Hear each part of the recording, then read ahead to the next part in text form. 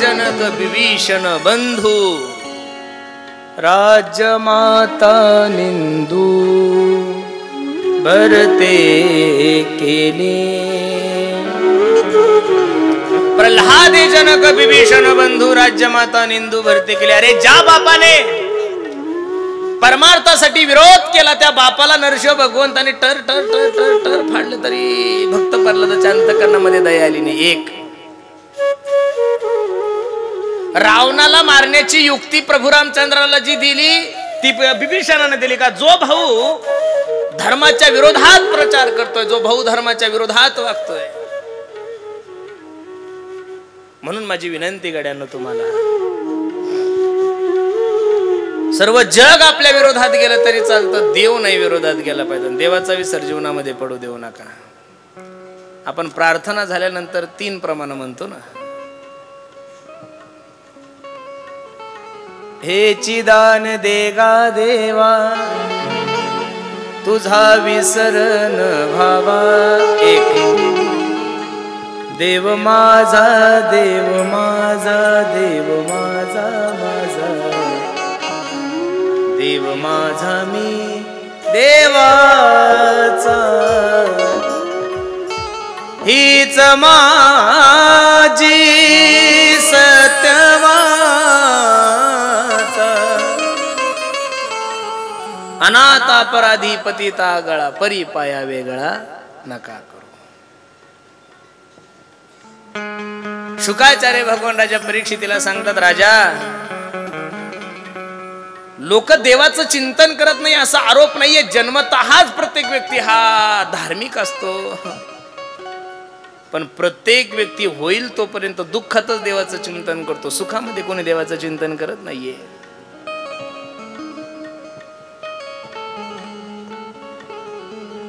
अष्टम स्कंदामध्ये शुकाचार्य भगवान राजा परीक्षितीला गजेंद्राची कथा सांगतात। खूप गोड प्रसंग आहे पहा। त्रिकुटाचल नावाचा पर्वत आहे आणि त्या त्रिपर्वताच्या शिवारामध्ये राहणारा, त्रिकुट म्हणजे 3 शिखर असणारा पर्वत, आणि तिथं राहणारा गजेंद्र, 50 पत्न्या 100 मुले। गजेंद्र जर रस्त्याने चालला तर सर्व प्राणी गजेंद्र महाराजाला म्हणायचे, गजेंद्र महाराज की जय, गजेंद्र महाराज की जय, गजेंद्र महाराज की जय।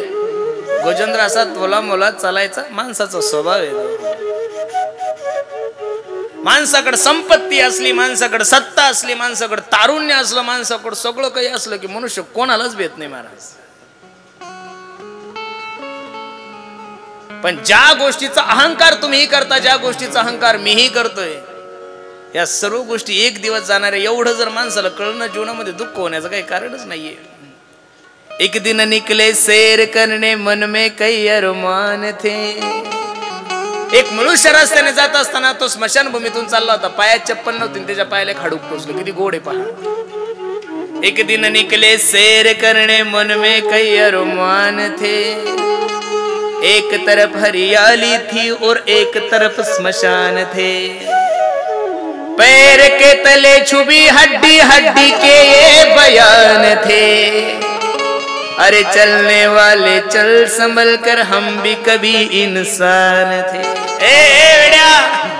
ज्या तोला मोला चाललाय ना तू, मी सुद्धा या गावाचा 5 टाइम बिनविरोध सरपंच होतो बरं, माझी सुद्धा माती झाली। काय अहंकार करतात लोक काही कळत नाही, एवढा अहंकार चांगला नाही बरं माणसाने। हे बघा, पहिली गोष्ट तुम्ही येताना काही घेऊन आले नाही 1, आणि जाताना काही घेऊन जाणार नाही 2। येताना कबीर महाराज सांगतात, आया था नंगा और जाएगा भी नंगा। अरे आल्यानंतर 12-13 दिवसानंतर तुमच्या घरच्यांनी तुम्हाला नाव दिलं नाही तर तुम्हाला नाव सुद्धा नाही चालेल, घ्या लिहून। लोक म्हणतात मी हिंदू आहे, कोणी म्हणतात मी मुस्लिम आहे। जगातले जेवढे काही मुस्लिम बांधव आहे त्या मुस्लिम बांधवांना मला या नारदाच्या गादीहून सांगायचं, जन्माला येणारा प्रत्येक मुस्लिम पहिला हिंदूच असतो, सुनता केल्यानंतर तो मुस्लिम तसं होतही नाहीये महाराज। हे तुम्ही आणि मी पाडलेल्या जाती, तुमच्या आणि माझ्या फायद्यासाठी कोणी सोनं विकत असेल सोनार, कोणी गाडगे विकत असेल कुंभार, कोणी शेती करत असेल कुणबी। हे तुमच्या आणि माझ्या फायद्यासाठी झालेल्या 2 जाती। जगामध्ये जाती 2च, स्त्री आणि पुरुष। तिसरी जात जगामध्ये जन्मालाच आली नाही, आणि सगळ्यात मोठी जात माणुसकीची, याच्यापेक्षा तर मोठी जातच नाहीये महाराज।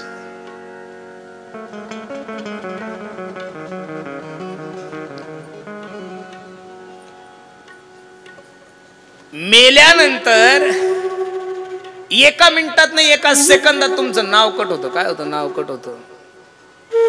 एखादा महाराज मेला, मग लोक म्हणतात का महाराज येऊ राहिला? लोक म्हणतात कुठपर्यंत आली बॉडी? काय म्हणतात लोक? बॉडी कुठपर्यंत आली? मेल्यानंतर एका सेकंदात तुमचं नाव कट होतं. बसणारे मंडळी जे म्हणतात ना जमीन माझी, अरे तू जन्माला येण्याच्या अगोदर सुद्धा जमीन तिथंच होती.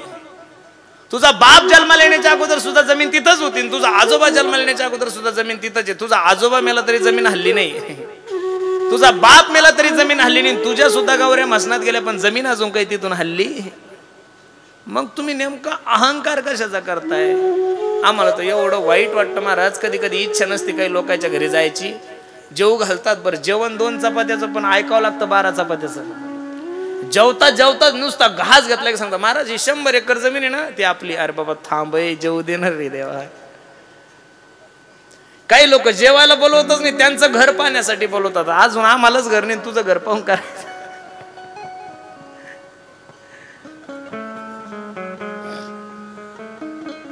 कोणत्या तंद्री जगता. काही लोक म्हणतात महाराज मी जर मेलो ना, भाषा पहा लोकांची कशी असते बरं. लड्डा साहेब काय म्हणतात लोक, मी जर मेलो ना महाराज तर असं समजा आमच्या चिखली तालुक्याचं राजकारणच संपलं. तू मरून तर बघ. लोक तुझ्यापेक्षा चांगलं राजकारण करतात. अरे पूर्वीचे म्हातारे लोक म्हणायचे इंदिरा गांधी गेली भारताचं काय होईल? काहीच झालं नाही भारताचा. इंदिरा गेली तर सोनिया आलीच ना, का भारत बंद पडला? सोनिया गेली, मोदी साहेब आले, उद्या तेही जातील आणि कोणी कोणीतरी येतील. ज्याच्यात नित्य बदल होतो, जिथं कोणा वाचून काही राहत नाही त्याला जग म्हणतात महाराज.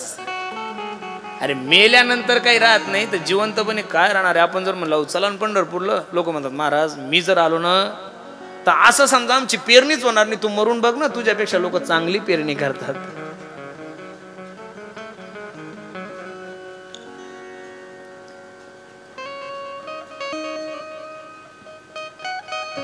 या भारताच्या विश्व गायिका लता दीदी मंगेशकर ज्या दिवशी मरण पावल्या ना महाराज, लक्ष देऊन ऐका बरं माझं चिंतन.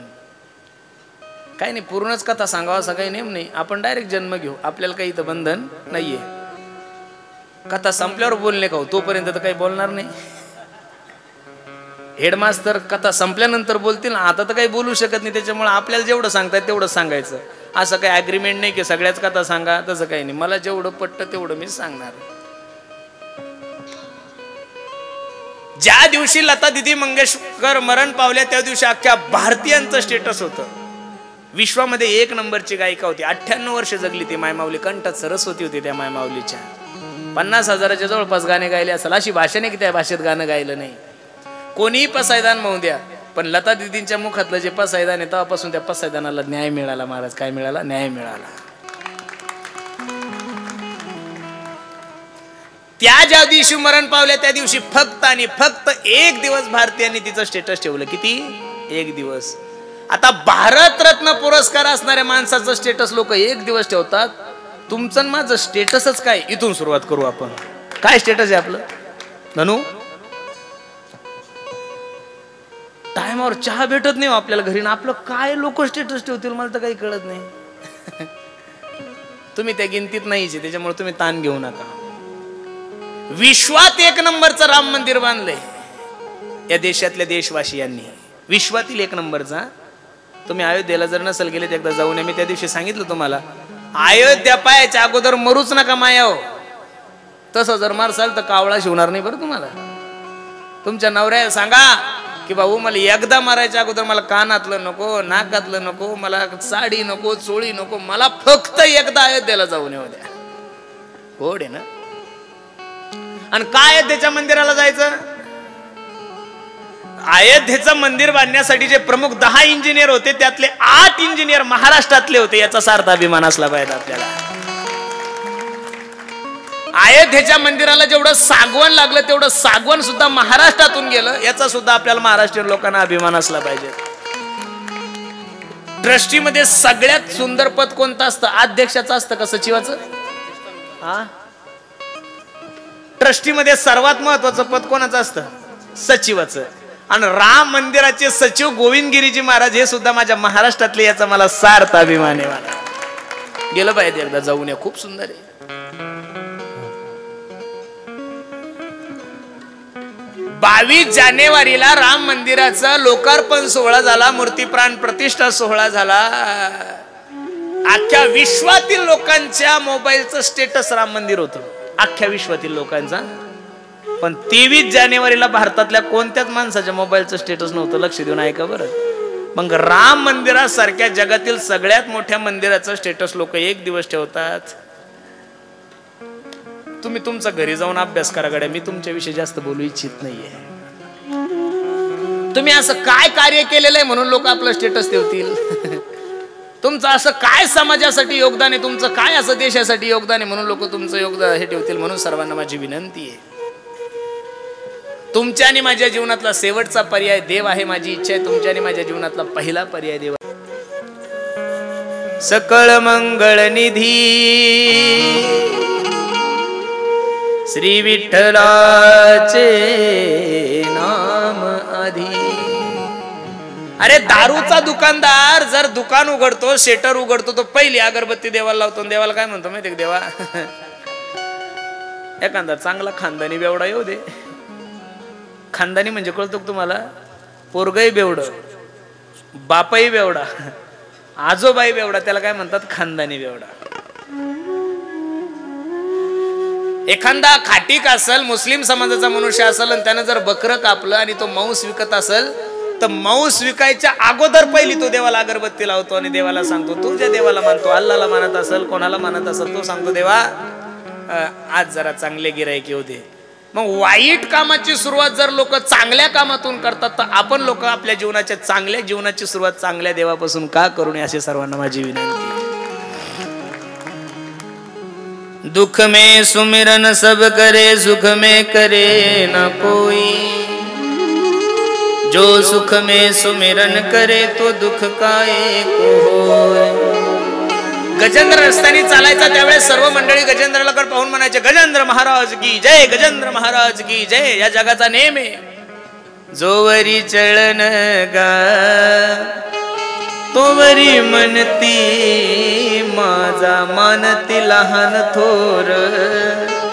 देह सुखाची काजा इंद्रिय मावळली आला बाबूल आजा.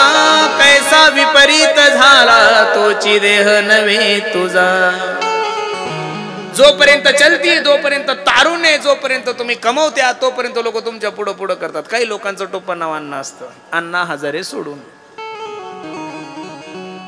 अण्णा घरी गेले की लोक म्हणतात, अण्णा चहा करू, अण्णा कॉफी करू, अण्णा शिरा करू, अण्णा तुम्हाला पोहे करू. बसणारे अण्णांनो लक्ष देऊन ऐका बरं माझं. लोक कुठपर्यंत अण्णा म्हणतात, जोपर्यंत तुमचं अन्न चालू आहे तोपर्यंत अण्णा म्हणतात. ज्या दिवशी त्या अन्नाचं अन्न बंद होईल त्या दिवशी तोच अण्णा अन्नाला महाग होतो. एवढं जरी आजकालच्या अण्णांना कळलं तरी कीर्तन सार्थक झालं. जो वरी चळन गा तो वरी म्हणे, प्रमाण आहे ना महाराज. अरे ज्या पत्नीसाठी आपण आईला बोलत नाही, ज्या पत्नीसाठी आपण बापाला बोलत नाही, ज्या पत्नीसाठी आपण भावाला बोलत नाही, ज्या पत्नीसाठी आपण बहिणीला रक्षाबंधन कडे जात नाही, तिला भाऊबीजीला बोलत नाही, मग एवढं ज्या पत्नीसाठी तुम्ही केलं, मग तिनं सुद्धा म्हातारपणात तुमची सेवा तशीच केली पाहिजे ना. आपल्या बायकोचे आपल्याविषयी असणारे उद्गार मी नाही सांगत, तू कोबराय सांगतात.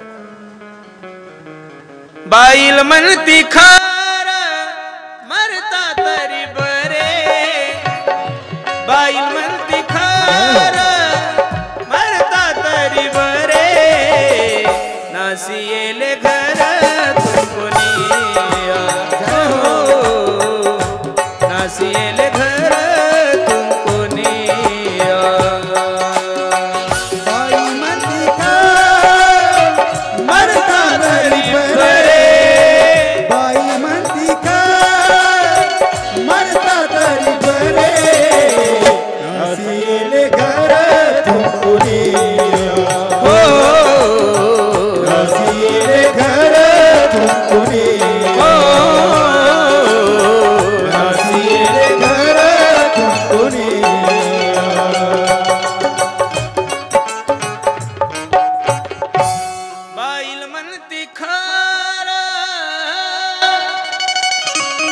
मरता तरी बरे,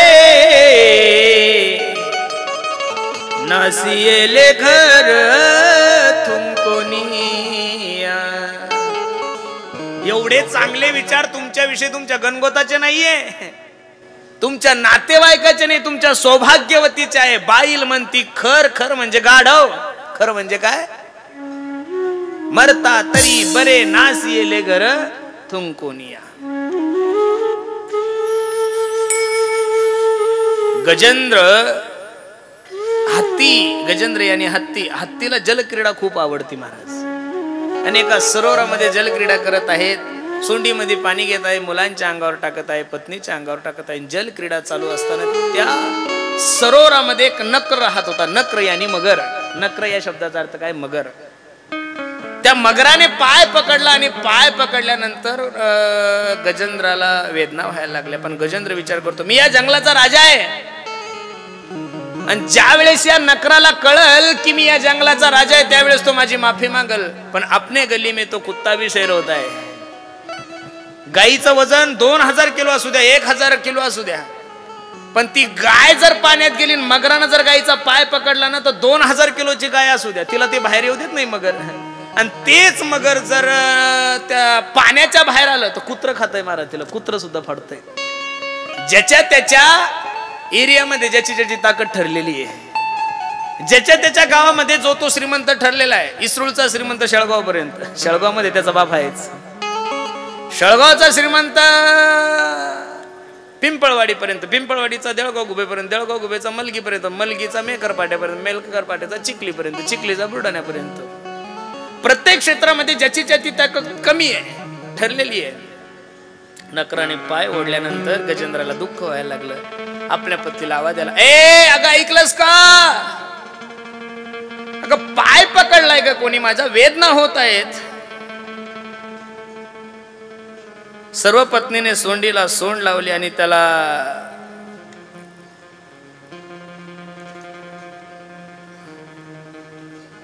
वरती काढण्याचा प्रयत्न केला, पण गजेंद्र काही मात्र वरती येत नाहीये. मुलानेही प्रयत्न केला, पत्नीनेही प्रयत्न केला. 1 दिवस, 2 दिवस, 4 दिवस, 6, 7, 17, 18 दिवस झाले, पण गजेंद्र काही पाण्याच्या वर येत नाहीये. शेवटी मुलं सांगू लागले, ए आई अगं जाऊ दे ना ग, पिकलेलं पाणी कधी ना कधीतरी पडणार आहे, त्याच्यामुळे आपण किती दिवस थांबायचं? हे वाक्य ज्यावेळेस गजेंद्राच्या कानावर पडलं त्यावेळेस गजेंद्राच्या डोळ्याला धारा लागल्या. गजेंद्र विचार करू लागला, अरे काय नाही केलं मी या मुलांसाठी. पाऊस जर आला तर त्यांना माझ्या वव्याखाली घेतलं, पण कधी पाऊस त्यांच्या अंगावर पडू दिला नाहीये. ऊन जर लागायला लागलं तर ऊन माझ्या पाठीवर घेतलं, त्यांना माझ्या हृदयाशी धरलं, पण त्यांना कधी ऊन लागू दिलं नाही. आणि संकटकालीन लोक मला सोडून जातील, हा जगाचा नियम आहे. 2-4 महिन्यापूर्वी पनवेलला एका ठिकाणी मी कीर्तनाला गेलो होतो. कीर्तन संपल्यानंतर एका चांगल्या मोठ्या माणसाने मला चहा घेण्यासाठी घेऊन गेलंय. लड्डा शेठ, त्यांचं घरच कमीत कमी 50 ते 70 कोटीचं होतं. आणि चहा पेता पेता तो मनुष्य जोऱ्या जोऱ्यात रडायला लागला, ढसा ढसा रडायला लागला. मी म्हणलं, ओळख नाही पाळख नाही, काय रडताय, काय दुःख असेल? मी म्हणलं, बाबा काय झालं रडायला? काही नाही म्हणे महाराज, तुमचं कीर्तन ऐकून मला खूप तुमच्या समोर मोकळं व्हायची इच्छा झाली. मला सांगा ना काय त्रास आहे? काही नाही हो म्हणे महाराज. मी या पनवेल परिसरातील सगळ्यात मोठा श्रीमंत मनुष्य. पनवेलच्या एअरपोर्ट जवळ माझी 600 ते 700 एकर जमीन आहे आणि 1 गुंठा तिथला 25 ते 50 लाख रुपयाचा म्हणे महाराज. मी 50 ते 25 हजार कोटीचा मालक आहे हो. एक मुलगा आहे मला, तो अमेरिकेला राहतो. म्हणलं बर बर बर. मग 1.5 महिन्यापूर्वी त्याची आई मरण पावली, माझी पत्नी मरण पावली. आम्ही त्याला फोन केला, ए दाद्या तुझी आई मरण पावली, 2 दिवस आम्ही तिची ठेवण्याची व्यवस्था करतो दवाखान्यामध्ये, फक्त मला विनंती तू प्रायव्हेट फ्लाईट कर आणि इंडियामध्ये देशामध्ये. त्या मुलाने आपल्या बापाला सांगितलं, पप्पा माझं खूप बिझी शेड्यूल आहे, माझं येणं होणार नाही, तुम्ही असं करा अंत्ययात्रेच्या वेळेस मला व्हिडिओ कॉल करा. त्या व्हिडिओ कॉल मधून मी माझ्या आईची अंत्ययात्रा पाहतो. अरे ज्या पोरांना लहानचं मोठं करायचं, ज्यांच्यासाठी कबाड कष्ट करायचे, ज्याच्यासाठी रात्रंदिवस मेहनत करायची, ते जर पोरं म्हातारपणात आपल्याला बोलत नसेल, व्यवस्थित वागत नसेल, तर काय करायचं त्या पोरांना महाराज? आणि हा जगाचा नियम आहे. आज 75% 50% लोक संसारामध्ये दुःखी महाराज. पोरं बोलत नाहीये, घरात कोणी सांभाळत नाही. अरे जे जे आपल्या मायबापाला सांभाळत नाही त्या सर्वांना माझी विनंती, तुम्ही सुद्धा कधी ना कधीतरी म्हातारे होणारच आहात ना. ज्या सुना आपल्या सासांना त्रास देतात त्या सुनांना सुद्धा माझी विनंती आहे, तुम्ही सुद्धा कधी ना कधी कोणाची सासू होणारच ना. हे दिवस तुमच्यावर येणार आहे. बरं, हे काही सत्ययुग नाही, द्वापार युग नाही. तर सकाळी केलं की संध्याकाळी भरावं लागतं, आणि संध्याकाळी केलं की सकाळी भरावं लागतं. म्हणून तुम्ही जसं पेरसाल तसंच उगवाल, याच्यापेक्षा जास्त उगवणार नाहीये. म्हणून सर्वांना माझी विनंती आहे, पेरत असताना थोडं चांगलं पेरा. बरं, पेरत असताना कसं पेरा? चांगलं पेरा, म्हणजे चांगलं उगवाल.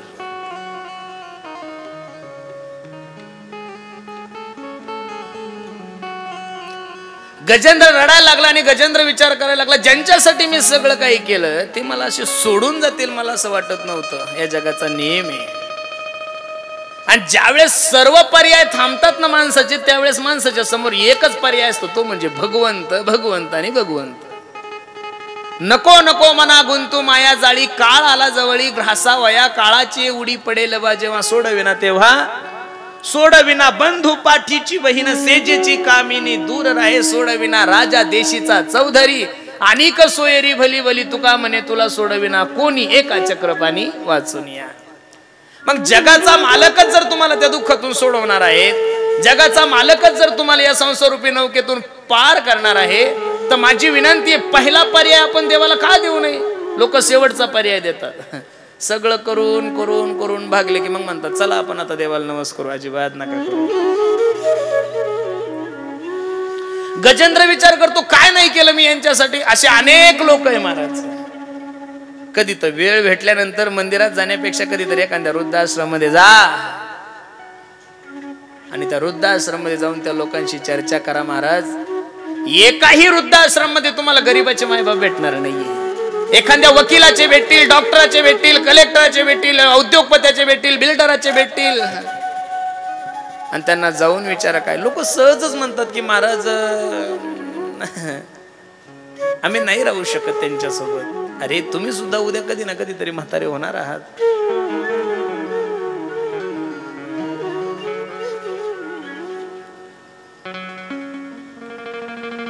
रडायला लागला गजेंद्र. काय करावं, कसं करावं, काय करावं त्याला कळालं. आता आपल्या हातातून तर गेलंय. आता या विश्वाचा जो मालक आहे त्याला गजेंद्राने काय केली? धावा केला गजेंद्राने. एवं व्यवसितो बुद्ध्या समाधाय मनोरदी जजाप्यम परमं जाप्य प्रज्ञजन्मानुशिक्षितम. जो कोणी या जगाचा मालक आहे, जो कोणी या विश्वाचा पालनहारता आहे, त्यांनी मला या संकटातून मुक्त करावं. हा कहे लक्ष्मी, ती कहे गजराज. देव येतो ना हो महाराज, येत नाही असं नाही, येतोय. फक्त त्याला बोलवण्यासाठी तुम्हाला तेवढं ताकद निर्माण करावं लागेल. कौन कहते हैं भगवान खाते नहीं, कौन कहते हैं भगवान रोते नहीं, कौन कहते हैं भगवान आते ना भगवान, लेकिन द्रौपदी की तरह तुम बुलाते नहीं. कौन कहते हैं भगवान खाते नहीं? खाते हैं ना, लेकिन नामदेव राज जी की तरह तुम खिलाते नहीं. कधीतरी देवाने माझ्या हाताचा नैवेद्य खावा अशी अपेक्षा तुमच्या आणि माझ्या अंतकरणात निर्माण झालीच नाही. मग कसा देव खाईल? एक मारवाडी भजन आहे. थाली भर के लायो रे खिचड़ी, जय हो. थाली भर के लायो रे खिचड़ी, ऊपर घी की बाटली. थाली भर के लायो रे खिचड़ी, ऊपर घी की बाटली. जी मो मारा श्याम धना, जी माँ में बेटी जाट की जे, माँ में बेटी जाट के. थाली भर के बेटी जाट की.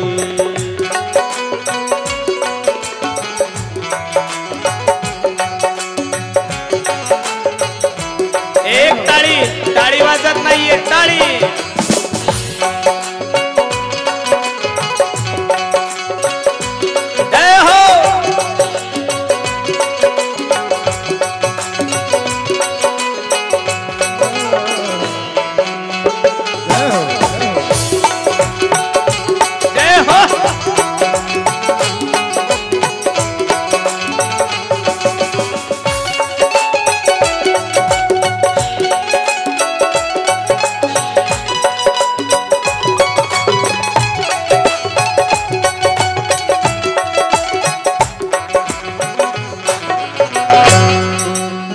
बाबा मारो गाँव गए हैं ना जाने कब आएगो, उनके भरोसे बैठेगे तो भूखा ही रह जाएगो। आज जिमाऊ तने खिचडो, खिचडो मारवाड्यामध्ये काय म्हणतात? खिचडो, आमच्याकडं भात। आज जिमाऊ तने खिचडो, काल राबडी घाट की, जीमो मारा शान धनाची, माम बेटी जाट की जी, माम बेटी जाट की।